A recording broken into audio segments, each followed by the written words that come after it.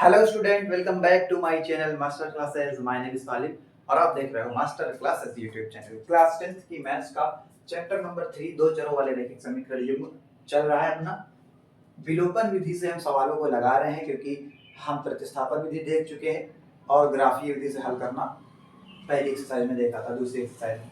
और ये हमारी प्रश्नावली 3.4 चल रही है और ये पहले सवाल का आज हम तीसरा क्वेश्चन डिस्कस करेंगे। इसके पहले हम दो क्वेश्चन देख चुके हैं। अब आपको विलोपन विधि एकदम अच्छे से आ गई होगी क्योंकि ये बहुत आसान है। अब आप कर पा रहेंगे। वीडियो को पॉज करके इसको आप विलोपन विधि से सॉल्व करिए पहले, फिर मैं बताता हूँ, मेरी बात सुनिएगा, ठीक है। उम्मीद लगा लिया होगा आपने वीडियो को पॉज करके। चलो, निम्नलिखित समीकरण युग्म के विलोपन विधि तथा प्रतिस्थापन विधि। फिर से वही बात, प्रतिस्थापन विधि आपको आती है, आप खुद से प्रतिस्थापन विधि से लगा लीजिएगा। इसके पहली एक्सरसाइज में हमने बहुत सारा क्वेश्चन कराया था, लाइन से वीडियो देख रहे होगे, आपको आ रहा होगा। और जो भी अभी देख रहे हैं भाई, वो पहले वीडियो से देखो तभी समझ में आएगा, वरना निकल जाओ यहाँ से। है मतलब भाई, मैं तुम्हें मतलब ये है कि निकल जाओ का मतलब ये है कि पहले शुरू से देखो। थोड़ा मजाक मस्ती चल जाता है। मैं अकेले पढ़ा रहा हूँ, मैं तो यहाँ पे अकेला हूँ। कोई ऐसी क्लास तो बैठी नहीं कि थोड़ा मन मौजी, मतलब थोड़ा मन अपना बहला ले, तो मजाक बहुत कर लेता हूँ थोड़ा थोड़ा, तो मन बहला जाता है, ठीक है। अकेले पढ़ाने में मजा नहीं आएगा। इस क्लास क्लासरूम वाली फीलिंग आनी चाहिए यार। 3x माइनस 5y माइनस 4 है। देखो भाई, इसको देखो, -4 इस तरफ है, मैं उसको उस तरफ ले जा रहा हूँ, सही कर ले रहा हूँ। इक्वेशन को थोड़ा टेढ़ा मेढ़ा करके दिया है तो उसको लग रहा है कि मुझे आएगा ही नहीं। अरे आएगा क्यों नहीं भाई, मैं खुद पहले इक्वेशन को सीधा कर लूंगा। टेढ़े मेढ़े दोगे तो मैं उसको सीधे भी दे कर लूंगा। 9x, इसको इस तरफ बुला लो, -2y हो जाएगा, उधर +y था और उधर 7 है, 7 का दो। देखो बन गया ना इक्वेशन नंबर 1 और 2। अब फिर से वही बात सही। अब बराबर करने की बारी है। विलोपन विधि में गुणांकों को बराबर करते हैं, चाहे y का बराबर कर लो चाहे x का। इस बार ध्यान से देखो, दोनों में यहाँ माइनस माइनस है, यहाँ दोनों में प्लस प्लस है। जब सेम साइन हो तो चाहे जिसको बराबर करो, घटाने पर ही करना पड़ेगा।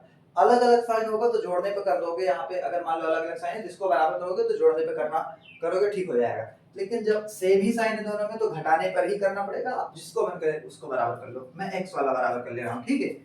तो हम क्या करेंगे, x वाला बराबर करने के लिए भाई, x वाला बराबर करने के लिए मैं क्या करूंगा, x के पड़ोस में यानी x का गुणांक 9 है तो पहली वाली इक्वेशन में 9 से मल्टीप्लाई कर दूंगा। मतलब नीचे वाला देख के ऊपर वाले मल्टीप्लाई करना है, और ऊपर वाले में x का गुणांक 3 है तो नीचे वाले इक्वेशन में 3 से मल्टीप्लाई कर दूंगा, ठीक है। ऊपर वाले से नीचे वाले में, नीचे वाले से ऊपर वाले में करना होता है। ये बात लिख दो, ये बात लिख दो। क्या लिख दूं, इक्वेशन समीकरण 1 में 9 से तथा समीकरण 2 में किससे, 3 से गुणा करने पर, गुणा करने पर, ठीक है। आगे बढ़ते हैं, गुणा करो भाई। 9 3 27, थोड़ा अच्छा लिखो, तुम्हें समझ में भी आना चाहिए। यहाँ क्लास में नहीं हो कि पूछ लोगे। और 9 5 45 भाई। हाँ, ये है, कभी कभार कुछ ना समझ में आए तो कमेंट कर दिया करो, मैं बाद में कमेंट देखूंगा तो अगली क्लास में उसको दूर कर दूंगा। एकदम क्लास की तरह पढ़ो भाई। 9 चौक 36, लगे क्लास में पढ़ रहे हो, ट्यूशन। शाम को ट्यूशन भी पढ़ाना होता है बहुत सारे बच्चों को। अब आओ, इसको 3 9 27 x माइनस 3 9 6 y बराबर 3 7 21। देखो बराबर हो गया कि नहीं, x का कोएफिशिएंट 27 27 हो गया ना। अरे हो गया कैसे नहीं भाई, घटाने पर लिखो। यहाँ घटाने पर लिखने के बाद यहाँ पे क्या करेंगे, देखो यहाँ प्लस है, यहाँ माइनस हो जाएगा, यहाँ माइनस है, यहाँ प्लस हो जाएगा, यहाँ माइनस, यहाँ प्लस है, यहाँ माइनस हो जाएगा। मतलब कुल मिला के साइन नीचे वाले इक्वेशन में से सबका बदल देना है। घटाते वक्त सब साइन बदल जाता है। 27 में से 27 जाएगा 0, 45 और 6, एक प्लस एक माइनस है। देखो ये निशान मत देखना, अब ये तो ये गायब हो गया है भाई। पेन से लिखोगे आप तो मिटेगा नहीं, इसलिए उसको लगा रहने देना, काटना फूटना नहीं, माना जाएगा ये वाला। 45 में से 6 घट जाएगा, 45 बड़ा है उसका निशान लगा के आएगा भाई। 45 में से 6 गया 39 वाई। उधर क्या आएगा, 36 में से 21 घटाएंगे, ओफो 15 आएगा, ठीक है। ठीक है, बिल्कुल सही। आओ अब यहाँ इसके बाद आगे बढ़ते हैं। आगे बढ़ो भाई। ठीक है, minus y is equal to, या पूरा भेज दो उधर, वाई इज इक्वल टू 15 है, 39 नीचे चला है और माइनस भी इधर भेज दो। 15 से 39 में टेबल जाता है, 15 3 45 नहीं जाता, 3 का जाएगा, 3 से काटो दोनों को, 3 पचे 15 और 30 इसको काटेंगे, 3 एक कम 3, 3 त्रिक 13 3 39। That means the value of y is equal to -5/3, y is equal to -5/3, ये y की वैल्यू आ गई। अब y का मान, फिर से वही बात, y का मान किसी इक्वेशन में रखो जो छोटा लग रहा हो आपको। y का मान कहाँ रखूं? y का मान कहीं भी रखो यार, पहले मैं रखो, चलो y का मान समीकरण 1 में रखने पर, समीकरण 1 में रखने पर, समीकरण 1 में 3x - 5 y का मान तो आया है, तो लिख दो भाई y का मान, ब्रेक मल्टीप्लाई y की जगह y, देखो भाई इनके बीच में मल्टीप्लाई माना जाता है, ये तो आपको पता ही होगा। -5/3 और इक्वल टू 4, बस इसी को सॉल्व कर लो। कैसे करोगे सॉल्व?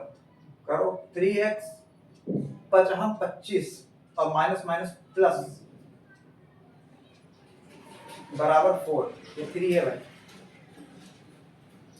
अब 3x इक्वल टू 4 माइनस 25/3 को इधर भेज दो, दिख रहा है? हाँ दिख रहा होगा। देखो 5 चौक 20, 3x इक्वल टू, सॉरी 5 है, 3 चौक 12, 12 में से 25 घटाएंगे तो 25 बड़ा है उसका निशान आ जाएगा, और 12 में से 25 घटाएंगे यानी 25 में से 12 घटाएंगे तो कितना आएगा? 13, है ना? और x की वैल्यू आ जाएगी -13 और 3 इधर मल्टीप्लाई में तो जाके डिवाइड में हो जाएगा, ये आ गया। यानी y की वैल्यू आई -5/3 और x की वैल्यू आई -13/3 डॉट। एकदम सही से समझ में आ गया होगा, उम्मीद करता हूँ। नहीं आया वीडियो को दोबारा देखो, आएगा समझ में, आएगा क्यों नहीं, बस आप वीडियो को दोबारा देखिए, ठीक है। उम्मीद करता हूँ मजा आया होगा आपको, इस एक्सरसाइज में मजा आ रहा होगा। अभी तो चल ही रही है एक्सरसाइज, इसके बाद हम अगली एक्सरसाइज स्टार्ट करेंगे, ठीक है। मिलते हैं नेक्स्ट क्लास में, और यहाँ तक आप कर लीजिएगा तीसरा क्वेश्चन, इसके बाद चौथा कराऊंगा। मैं सारे क्वेश्चन करा दूंगा, जिसको जो आएगा वो स्किप कर देगा, अगला देख लेगा। Thank you.